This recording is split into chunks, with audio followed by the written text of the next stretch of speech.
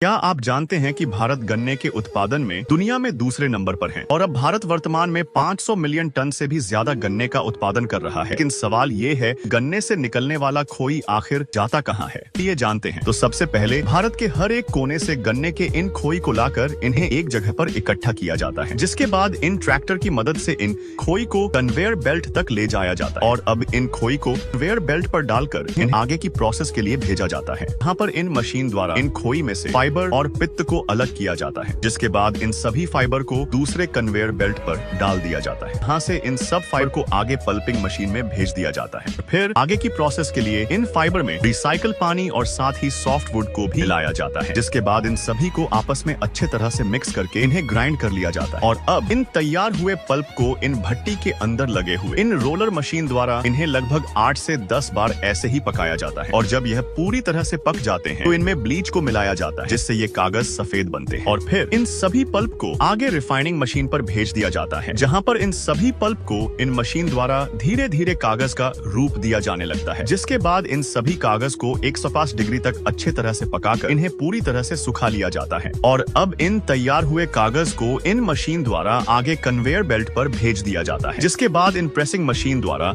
इन सभी कागजों को प्रेस करके इन्हें फ्लैट किया जाता है, जो आगे चलकर ये सभी कागज इन रोलिंग मशीन में इकट्ठा होते जाते हैं। और अब लास्ट में इन सभी कागजों को इन मशीन द्वारा छोटे छोटे साइज में काट लिया जाता है। तो इस तरह हमारे भारत में गन्ने की खोई से कागज को बनाया जाता है।